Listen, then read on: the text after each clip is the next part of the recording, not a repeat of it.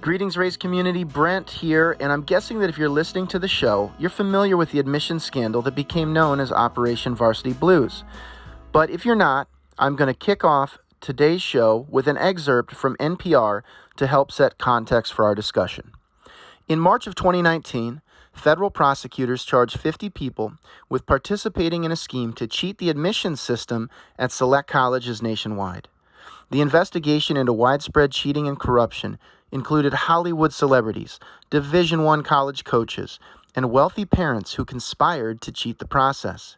At its center was a college counselor named Rick Singer, who made millions by bribing coaches at major universities to admit his clients' children as athletes for sports they often didn't play, and by rigging SAT and ACT test scores.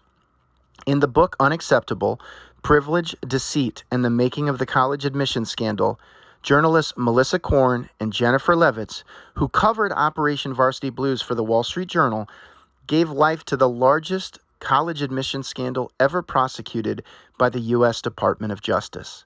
I'm thrilled to welcome Melissa Korn to today's show. Here we go. Welcome, Melissa. Thanks for having me.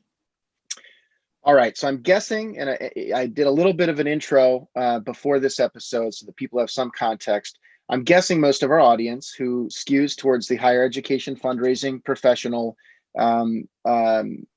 background is familiar with Operation Varsity Blues. But tell me a little bit of what it was like, first of all, your background, your own higher education journey, your path into covering higher ed at the Wall Street Journal, and then what it was that stood out to you about this story where you just knew, I need to really make a run at this and do some of the most in-depth investigative journalism that I can recall being exposed to. So who are you, and tell us about your journey?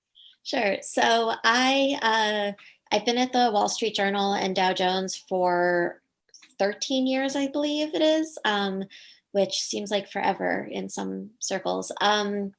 I've covered everything from corporate quarterly earnings to alcohol and tobacco, credit ratings agencies, student lenders, and for the past 6 years about general higher education for our U.S. News Bureau, U.S. News Group. So I write about everything from admissions to university finances to kind of campus culture issues, a little bit about college sports, especially when it's connected to money. It's a lot of fun. So I envy anybody who gets to spend all of their time at or near a college campus. I got into this, I went to Cornell undergrad, and then straight from there to Columbia for journalism school, and straight from there to Dow Jones. So I had a shockingly linear path. And I really love what I cover right now. So yeah. It was and just for our audience, if you don't follow Melissa on Twitter, you should. I mean, if you are working in the higher ed advancement space, follow her. Either the work that she publishes directly or that that she kind of surfaces on her feed. It's going to be super relevant to all of you. But that being said, you have covered hundreds, right? Thousands of stories in your career. Mm-hmm. You've written one book. Yes. When was it that you knew that this was different? So this is not the way it normally happens, I should preface. The day the story broke, March 12th, 2019, I was in our New York office. My colleague, Jennifer Levitz, was in our Boston office, and we got word that there was this big thing happening, but we didn't totally know all the details yet. But she was told to head down to the courthouse in Boston because there was going to be a big press conference where they were going to kind of go into all the specifics about this case and the charges and this catalog of wealth that was involved, as they put it. Meanwhile, I was reading through this 204-page FBI affidavit to just figure out the details of who was charged and why and kind of what this scheme was all about. That day, I heard from multiple literary agents, heard from a few more the next day. And that's when I realized, oh, I guess maybe someone thinks this should be a book. So I mean, we were so in the moment of this huge breaking story. It was one of those things where you don't get up from your desk for 10 hours and then you realized you forgot to eat all day, but adrenaline kept you going. And it was like that for a few days. Finally, we took a breath and said, okay, there's some people who think this should be a book and that we should be the ones to write it. what do we think? And Jennifer and I hadn't really worked together much before this. And by much, I mean at all. So we knew each other, but not whether our work styles would click or anything like that. And we just jumped in and went for it. Well, let me tell you a little bit about March 12th, 2019 from my vantage point, because Evertrue's offices are on Congress Street in the Seaport, less than half a mile from the courthouse. And so as all of this was unfolding, and given our work in the higher education sector, and given the kind of indirect to direct linkages to the fundraising sector, it was just fascinating to literally have the news cameras, the celebrities. I mean, I remember every time Lori Loughlin or Felicity Huffman was going to be in town, it was like people would be running over on their lunch break just to like catch a peek, right? We don't get a lot of paparazzi moments in Boston. So it was really, really fascinating. I'll now say my family and I have been on this RV road schooling adventure over the last several months. And last week we were in Newport Beach. Right now I'm just north of La Jolla. So I feel like between my time in Boston and this California tour that we've been on, I've been reading your book during the process. I feel like I've been traveling through the set of a movie that needs to be made. So we can talk more about that. But it's just been really fascinating, kind of being on the periphery physically of a lot of what happened in this story. Yeah, and there is a mini series in the works, so hopefully you'll be able to see it. No, it's such a crazy story, and when you spend time in those pockets of California, I imagine you see, you feel there's just something in the air about this focus on particular name brand schools and this kind of status symbol of a very selective college or university. And it's at the coffee shops, it's in the high schools, it's at dinner tables. And I grew up on Long Island, going to a private school, and it was there too.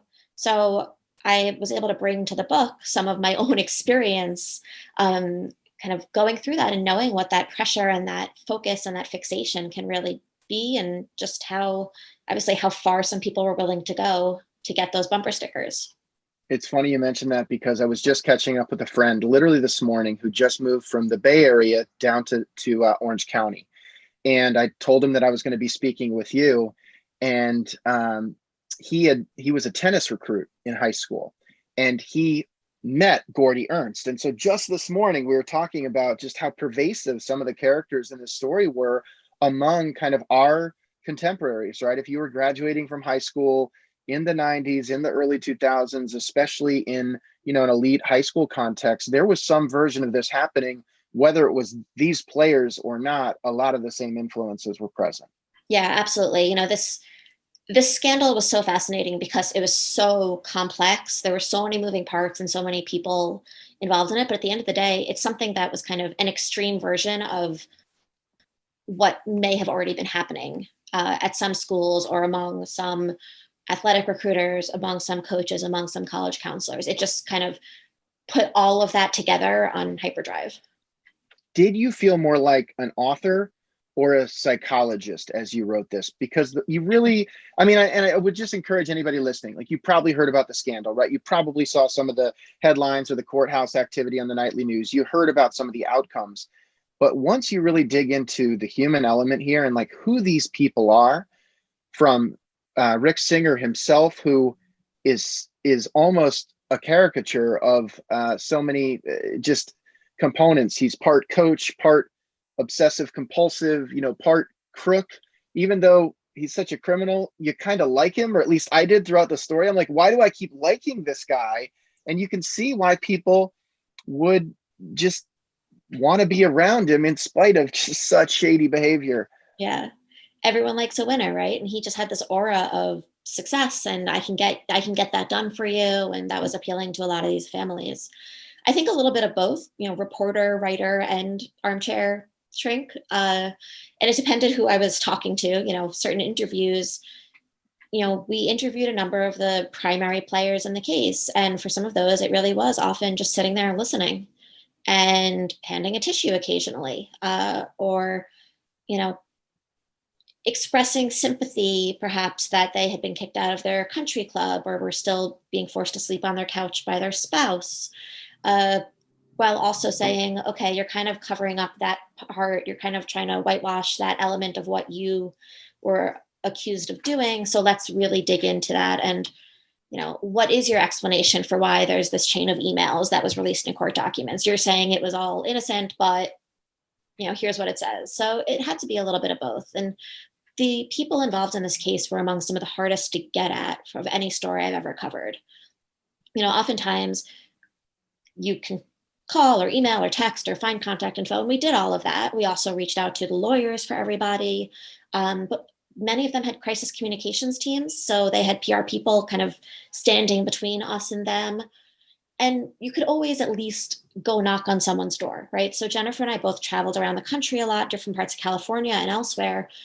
But you couldn't knock on these people's doors because they lived behind gates, down long driveways, and they were just so insulated. So, there Did was you ever have to like scale a gate by cover of darkness? I mean, did we get to that level? Did you think about it? I believe Jennifer like tailed someone into a community once. Okay. Nothing too shady. And we definitely left notes on people's doors or taped to their gate or in someone's mailbox, just because we wanted to make every effort possible to talk to them. Because as you said, the human element is a big part of this.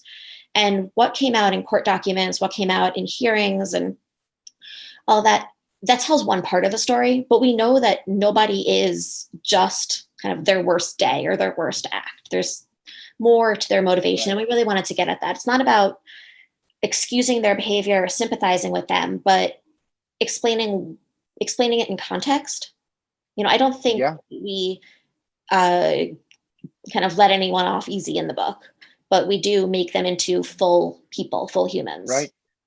And I think, look, I took a leadership and corporate accountability class in business school, and the constant theme was just good people do bad things, which is why controls are necessary, right? You need to have the guardrails up. And when there aren't guardrails, people will do the wrong thing, even if they're mostly good people. And I think that's really what struck me in this whole narrative, is that the guardrails were just not there. There were no guardrails whatsoever. And so on one hand, you've got parents who are, there's a couple of quotes that I had written down. The achievement of your children is a reflection of you as a parent. Alison Graham said that. Like, people get that. And so when you look at your kids' access as a signal of your self-worth or success, people want to understand the spectrum of possibilities. And there are a lot of people who, if they never knew about the side door, as Rick Singer framed it, they never would have gone through the side door. But with it being open, it's a little bit like, there's candy in the candy jar. I didn't really want to eat it, but I did. I mean, it's just that same element of taking risks and making bad decisions. And so I'd be curious just to get your take on, even the fact that Rick Singer himself, he helped a lot of people legitimately, right? I mean, there were a lot of good work. He changed lives probably most of the time in an above board manner, but obviously not all the time. And so there really is more to the story here. Yeah, there were a lot of families we spoke with for the book or for other coverage in the journal about, a lot of these families were really grateful for the work that Singer did with them, exposed them to a school maybe they hadn't even been thinking of. The kid ended up there and absolutely thrived. He helped a lot of kids along the way completely legitimately. When you mentioned the guardrails, I think that was one of the things that struck me most about reporting this out, was how few checks there are and how little oversight there is in. I knew that there wasn't that much oversight of admissions, that admissions officers don't fact check applications.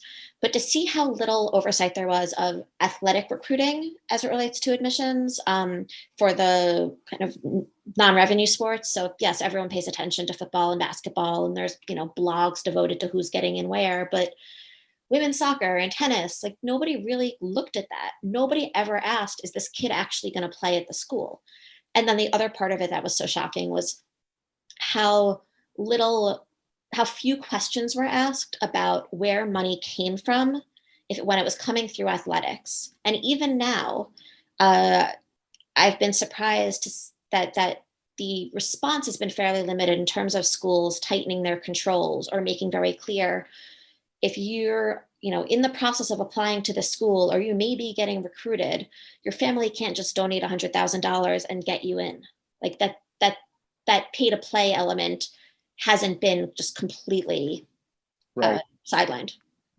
Look, I was a recruited athlete to Brown University. I played football there, and there was always such a focus on compliance. We weren't even allowed to talk to people without the certain, settings, and they were just really focused on it when I was in school. And so it was eye-opening to see that beyond the non-revenue sports, it was pretty much a free-for-all, that you could tag somebody as an athlete.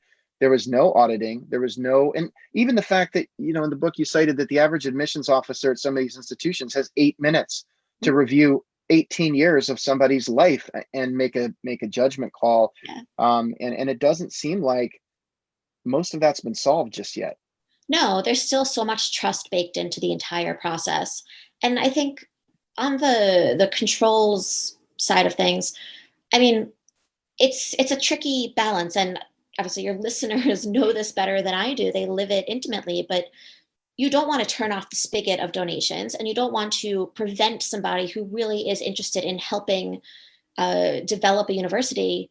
You don't want to say no thanks to the money, but you also do need to set boundaries and make very clear what that money does or doesn't get them, whether it's this year, 3 years from now when their kid's a senior in high school, 20 years from now, when the next generation is coming through. And that needs to be more clearly spelled out. And I think the opacity around all of that really benefited someone like Rick Singer, benefited the families who worked with him. But it's kind of time to move past that. Like, right. Just some transparency. And I think that's what you call the gray area throughout the book. And I just have to ask you about one quote, because it was probably one of the most confusing, but also personal passages for me throughout the book. You had a quote from Ruth Simmons, who was my president at Brown University, and just an incredibly respected leader, having broken barriers. I mean, she's just amazing. Mm-hmm. And the quote you wrote was, "You'd never, ever admit a student because their family promises a contribution. But it's certainly possible that there are students who come along whose families can do incredible things for an institution. If they're highly able," Simmons said, "I don't believe it's problematic to admit those students."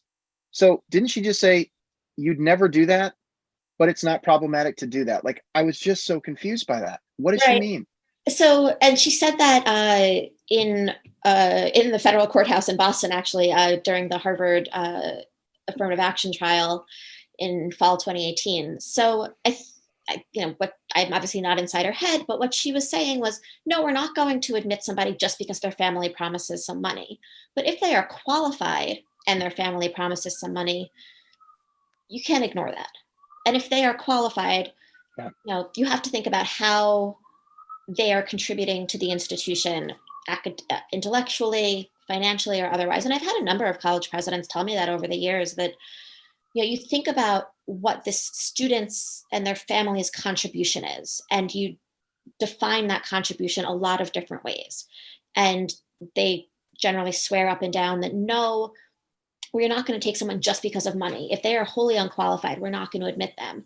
But if they're like on the border and their family has connections or money, or there's something else that really makes them appealing and attractive, they do get an extra look. Yeah, there's a fundraising leader who has since retired, but she was somebody that I looked up to early in my entrepreneurial journey at Evertrue. And she was in a conference presentation that I attended at one point, and it was the most explicit I've ever heard anybody talk about this. And she just said, look, if you're willing to donate $1 million to my institution for a marginal student who's on the cusp, I will take that trade-off every single day, because the amount of good and the impact that I can make with that million to create access and opportunities for kids who otherwise never would get it is a no-brainer. And I was like, whoa, that sounds like a quid pro quo. Like, maybe it's just okay. And that's where it's like, I actually really appreciated her candor, because I just feel like that's the truth. Right. But there's so much kind of positioning and double talk, and just, if that's the truth, maybe we just need to acknowledge that. Right. But I don't know if you encountered, And I think that person got a really important point of this, that what is the money going for? If their family's making this donation and it's going for scholarships for other students, is it really worth rejecting that wealthy student whose money could help, 7 other students get through school? It's a tough call. It's a complicated call. And it's not just so simple as to say, well, just don't take the money, right? Because schools Right. need the money for a range of reasons. It's generally, with few exceptions, as we saw in this case, it's generally not just to line the pockets of individuals at the school, it's to support the school. Right. Can we talk a little bit about the role of the coaches here? And I was thinking, as I was reading this, I was thinking about some of the assistant coaches who I played for, Mhm. and thinking about, I mean, I remember one of them would like sleep in his car because he made so little money that he was just scraping by, meanwhile surrounded by just immense wealth and privilege. And I felt, again, not wanting to justify it at all, but you can see that for some of those coaches who were really in high cost areas, surrounded by so much wealth, just scraping to get by, why Singer sort of made him an offer they couldn't refuse. Absolutely. He really was able to hone in on that kind of weak spot, that fault line in the system, that these coaches are making very little money, many of them, assistant coaches and even some head coaches in very wealthy areas. The students that they're coaching, the players they're coaching are often quite wealthy I in mean, some of these the country houses, club sports. yeah, the Sorry? houses they're visiting on recruiting trips when Yes. they're out canvassing the country. I mean, what is that like? Right. It's just there's just something very it's obvious. It's easy to see someone looking at that and saying, you know what, this really isn't fair. Like, I do deserve more, and they're doing the coaching out of love of the sport. But if someone comes along and says, you do deserve more and I will help you get that, all you have to do is this, you can understand why they thought that was appealing. And then there was the element of coaches being under pressure to raise funds for their own institutions. And I think that's something that a lot of people were unaware of before this story came out, that many coaches of those non-revenue sports are expected to, find the funds for those new boats and new uniforms and cross-country travel and stuff. Like, yes, the school supports them, but these are expensive programs to run. So you've got somebody who's making fairly little money, under pressure to have a winning team, and also to be raising money to improve their team. And as the Stanford sailing coach put it in an interview, he said, if somebody's coming and saying, I can provide you with a recruit and money for your program, seemed like a no-brainer. Interesting. So, how has this experience, if at all, changed your perspective as an as an alumna of Cornell University, of Columbia University, right? Some of the institutions that are in that truly elite sphere.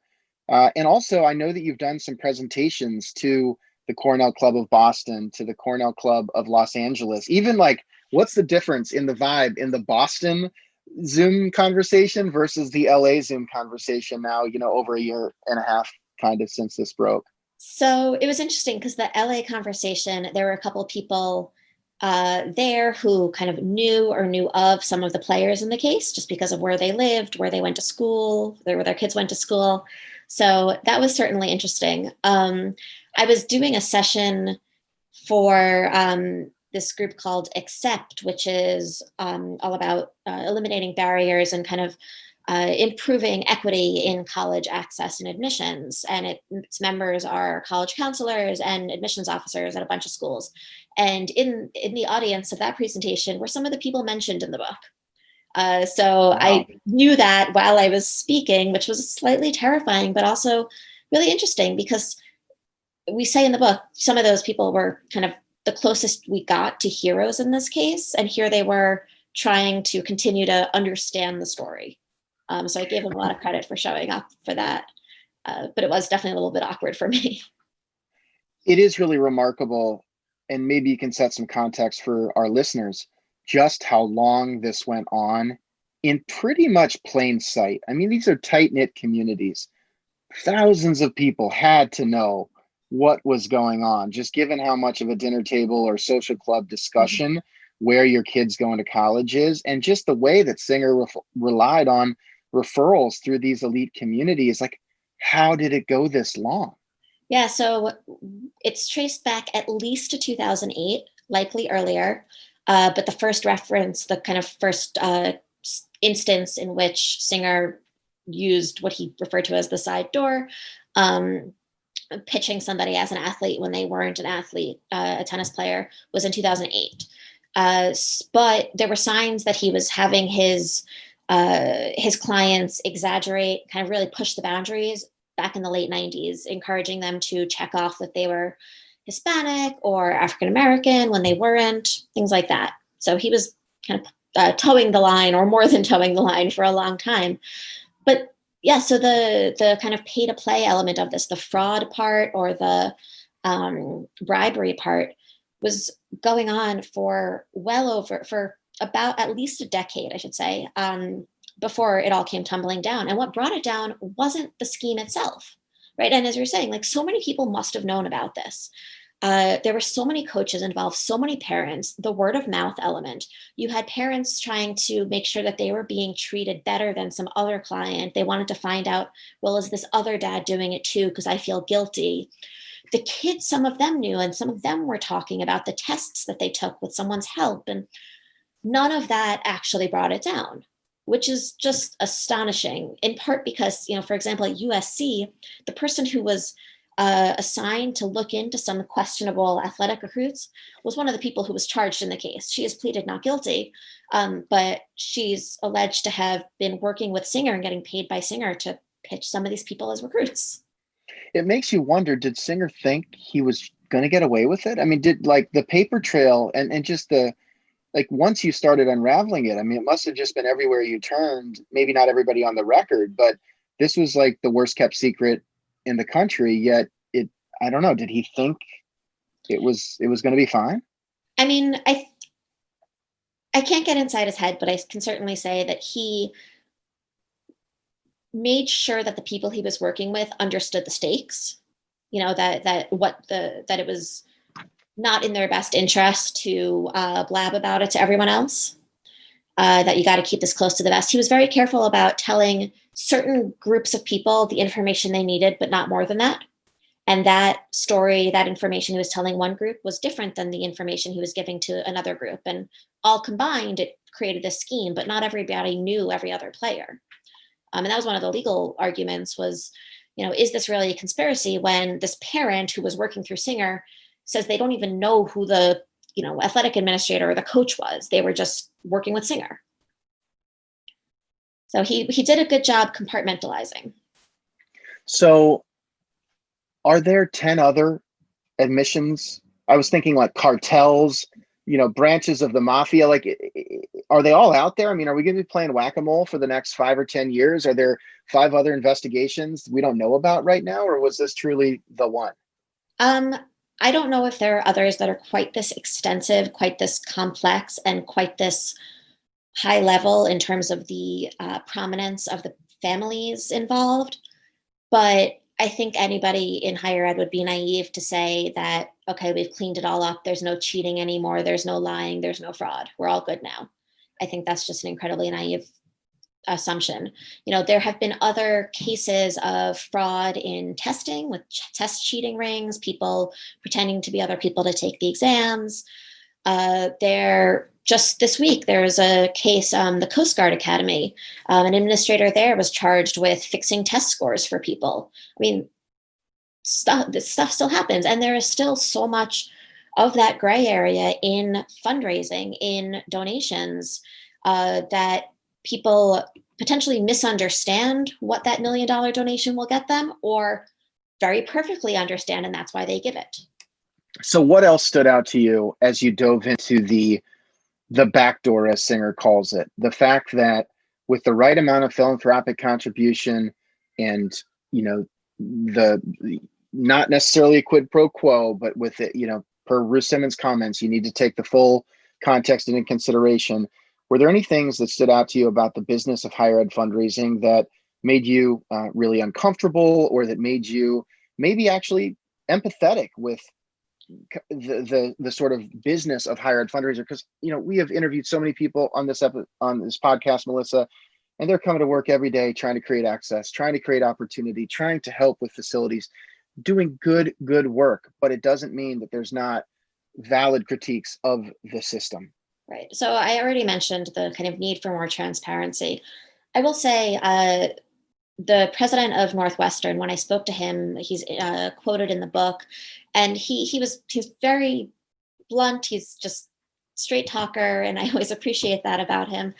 But one of the things he said was he reads hundreds of applicant files a year, and some of it is their, people that are, little siblings of people he's taught, or some just from the local Chicago area. And he also reads the applications of the kids of faculty and major donors. And the way he put it was, if I'm turning down this kid and I'm going to a cocktail party and going to see mom or dad, I need to know why we turned down the kid. Because, yeah, when you have a major donor, that's going to become a very awkward conversation. And I understand that. I appreciate that. How far somebody will go to kind of put somebody who's not even a marginal candidate, but just an unqualified candidate into the accepted pile because of a donation, that's problematic. I think, again, there need to be probably more stringent rules and expectations about all of that. And that's discussions within development and admissions offices. What are the communications between those two offices like? At what point does somebody in development weigh into the admissions office? Oh, that applicant is the granddaughter of this person. At what level do those conversations happen? And I think those all could stand to be reviewed right now. I do still have, you started by noting that I tend to be kind of cynical, and I absolutely am, but I do hold out hope that at its core, most of this is being done for the right reasons. And I had an instance when I was in high school, someone from my school had applied to an Ivy where his family's name was all over campus, like generations of his family had gone there, and he didn't get in. And the family threatened, okay, we're going to not give you any more money. And the school's response was essentially, he's just not qualified. Like, we appreciate your tens of millions of dollars, but we cannot admit this student. And that gave me some hope that, they do have the right priorities. Yes, there are some people who maybe do get in when they were marginal candidates because of the money or because of a connection. But deep down, what good does it do for a student to go to a school that they're not qualified to go to? Fair enough. I will say that covering this story, the Varsity Blues case, and covering some of the litigation over affirmative action at Harvard and elsewhere gave me really a clearer understanding of when people talk about who gets an edge in admissions. There's the people who oppose race-conscious admissions say, we shouldn't be giving preference or special treatment to students of color or first-generation students, or kind of perhaps those subsets of the student population. But in reality, they're not the ones getting special treatment. They're not the ones getting an edge. It's the legacies. It's the kids of donors. It's the athletes who have every advantage. And that's one of the amazing things about this case, right? Is that these families had every advantage. These kids would have been fine. Absolutely. Right. Fine. I mean, some of them would have been multi-generational, multi-millionaires, no matter what, which is just part of what makes it hard to understand. But some of them are legacies at these schools already. Right. Some of them didn't even want to go to college.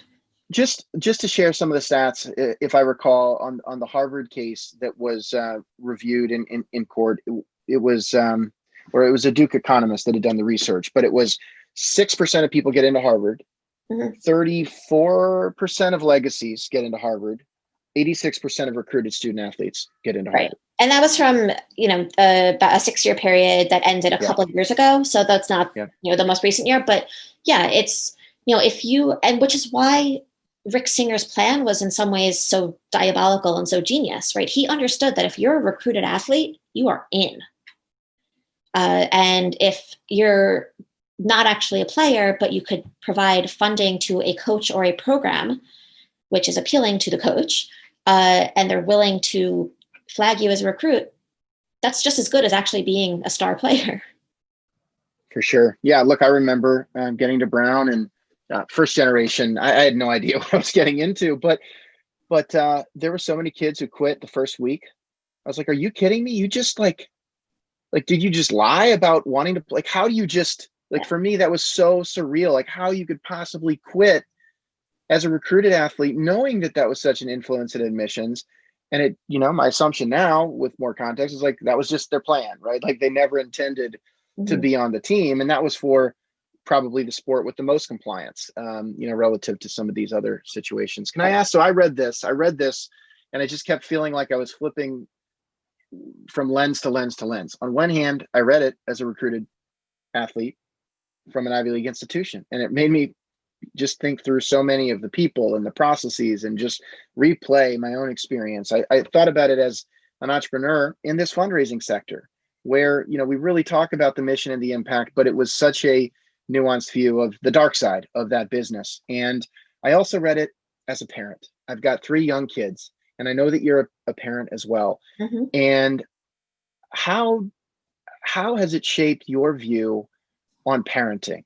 Because for me, I mean, it was just, I just was, I don't know. It was just one of those things where when you read all of this, I mean, my kids are small enough that I don't feel this pressure, but it just seems like so challenging. And I'm curious what your takeaways were on that front. Yeah, that was one of the hardest parts of digging into this story was finding myself relating to some aspects of what some of these parents thought.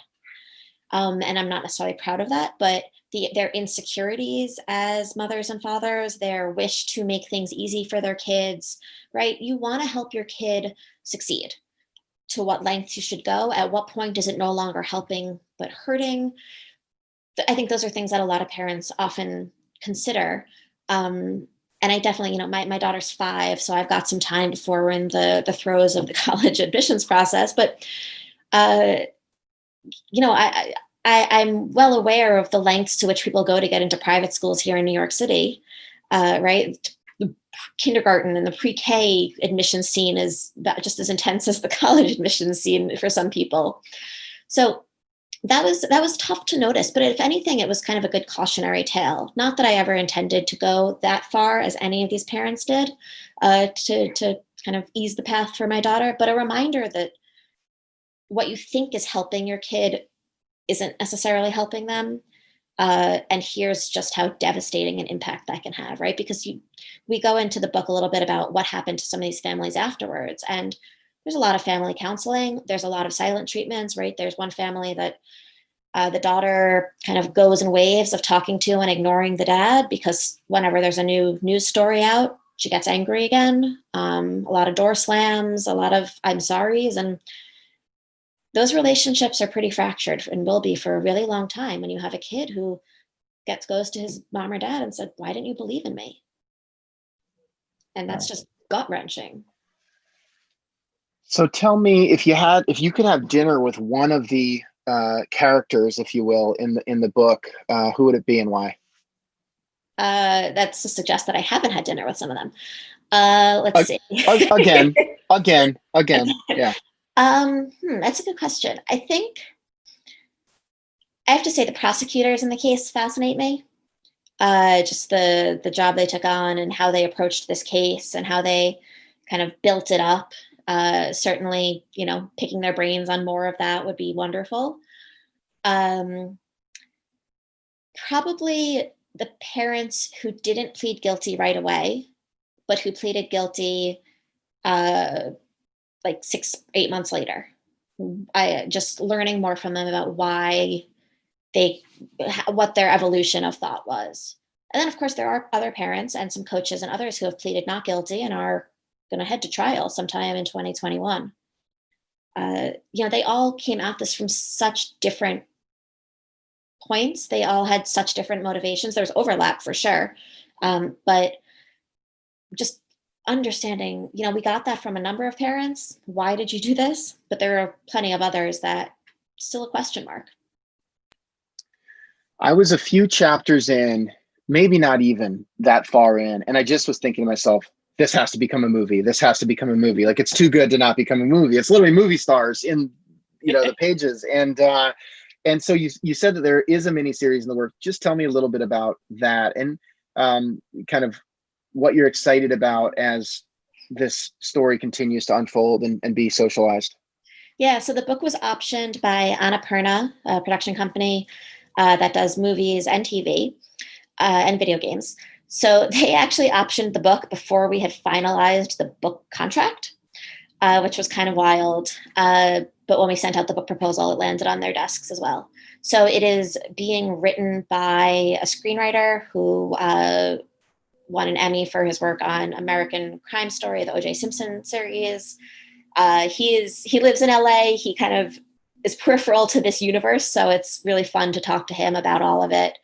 There, it was, was pitched around, and they're figuring out exactly kind of a few more details of it, but we are expecting it to actually become a show and be aired. So we're excited for it. I can't wait. Congratulations. And it just makes so much sense. And I hope that it continues to be successful. And I guess I would say, just let's take a few minutes. And I encourage everybody, if you're in the higher ed sector, you got to read this book. It's too good. It's too illuminating on so many of the realities that we all navigate on a daily basis. But it's not all you do.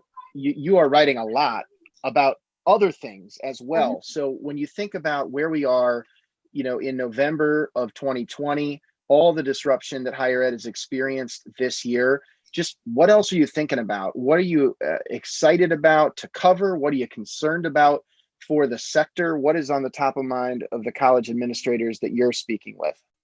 I mean, the kind of curse of may you live in interesting times. I feel like higher ed has been living in particularly interesting times for the past 2 years. First with the kind of this admissions case just rocking everything we knew about selective admissions, and then the pandemic just upending so much else. So I think, for the last few months, I've been writing a lot about the impact of the pandemic on universities, on their finances, on how they teach, on whom they teach, on who can afford college, and who's even considering college as an option anymore, as kind of their universes are turned upside down.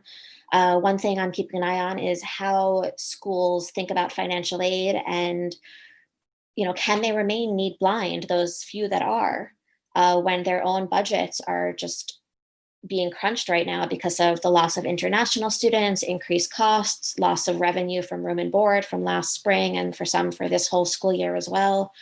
Right, this is a moment of reckoning for so many schools. So there's no shortage of stories to be writing at this moment. It's kind of exhausting and astonishing, and I am so happy I'm kind of along for the ride of it. Well, you call it a moment of reckoning. I think from my vantage point, it has also been a moment of innovation. And I'm probably way less cynical than you are, which is why it's great to just, get your perspective, because I'm just like way too, no, I know I'm like way too passionate about all the good that higher ed can do. And so it's good to just, have the more objective view. But I guess on the positive side, when you see opportunity for the sector coming out of this, this has just been a catalyst for change. We know higher ed can move slow in decision making, and we've just seen what can happen with an external force that nobody could have imagined, just accelerating change. And I have no doubt that whatever higher education is 10 years or 20 years from now, we'll be able to trace it back to 2020. And this will be the moment that I think shapes the future, good, bad, or otherwise. Right. It wasn't the scandal that did away with standardized tests as kind of the standard. It was the pandemic that did away with SAT and ACT expected to be part of an application. And the schools that have removed it for a 1 or 3 year trial period, I don't see the genie going back in the bottle.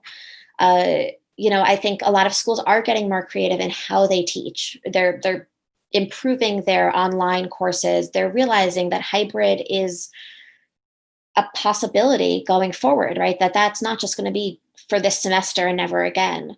That a lower density residential population could work longer term for certain programs. And yeah, it is. It's an exciting moment. I think it's also a terrifying moment for a lot of institution leaders, but there is also this palpable sense of excitement of here's our moment to really switch things around and do the stuff that we were a little afraid to do before. And when you think about it through the alumni and development lens, and maybe even making a little bit personal with your own journey, like when you think about what Cornell has done for you since you graduated, Mhm. and I don't know anything about your relationship with Cornell, versus what role you feel like Cornell could play in more of a lifelong journey. What's your personal experience? I mean, is it great? Is it okay? Is it terrible? I mean, just where on the spectrum would you kind of frame it? And do you have any ideas for how colleges might be more relevant and more value added in the alumni journey such that it makes it easier to make those donations more consistently or maybe at stretch levels relative to other philanthropic interests that we're all evaluating? Yeah, I think especially right now, prioritizing your philanthropic activity is complicated, right? You've got appeals for food banks when you know that there is basic food insecurity in your own neighborhood. And then you've got an appeal from an institution that you know has a multi-hundred million or billion-dollar endowment. And I think there's still just so much confusion about, well, that's a really rich school. Why do they need money?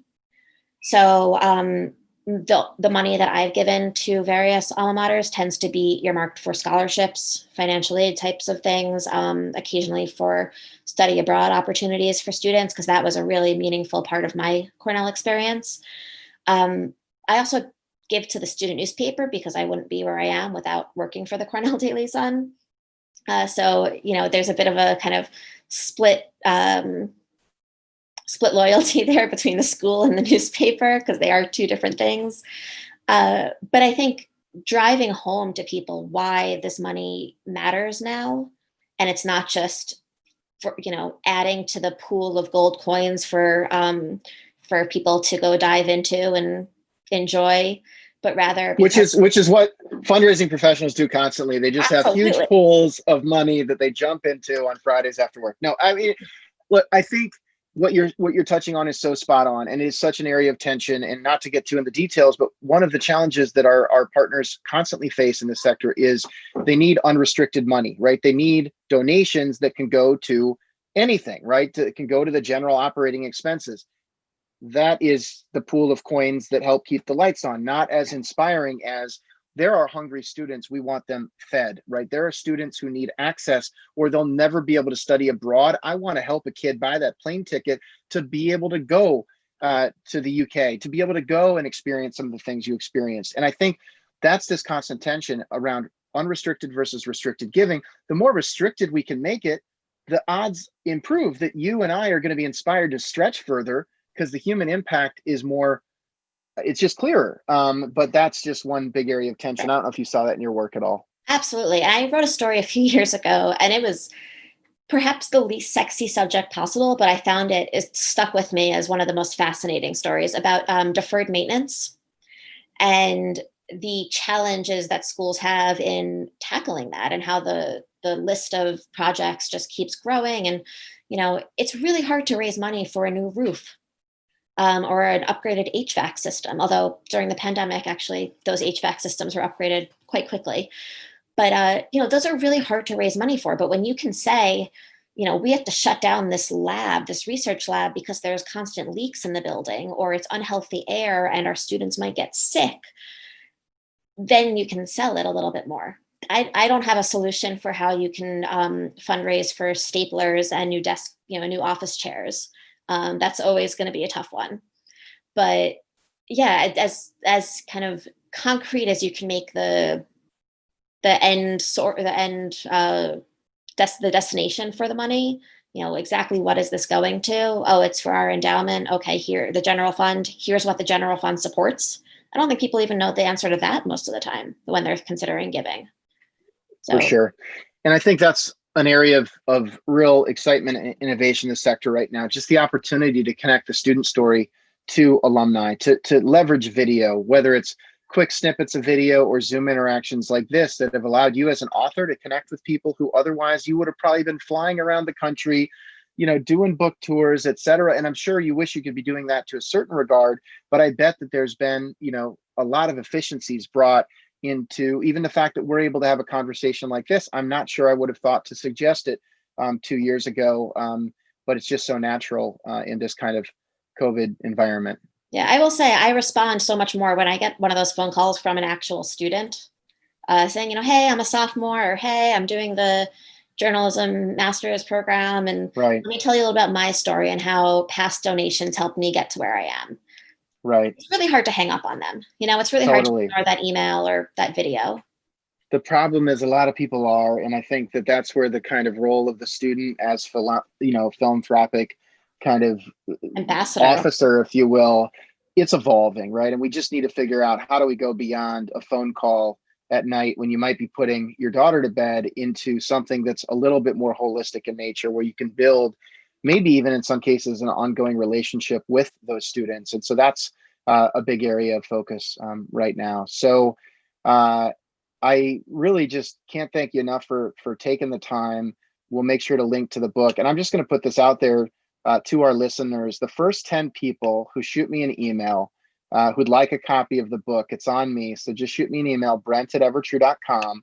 And we'll make sure to get that to you on your digital platform or physical platform of choice. So Melissa, any concluding thoughts as we wrap up today? For folks working in the fundraising space that are interested in learning more about you or this work? So you can follow me on social media. I'm on at Melissa Korn on Twitter, where you'll hear a lot of stuff about higher ed and snarky comments about parenting. But I'm always open to story ideas. I'm always interested in hearing what's happening on the ground at institutions. And the best way for me to learn about that, since I can't travel to every school, is to have people like you reach out to me. All right. So if any of you have the dark side, the edgy cases of fundraising that you'd anonymously like to share with Melissa, this is the EverTrue tip line right here. So, well, best wishes, Melissa. Thank you for your time. Best wishes with the miniseries in particular. I'm so excited to see it. And everybody make sure to check out Unacceptable. So with that, Brent, signing off on today's episode of the Raise Podcast. Take care.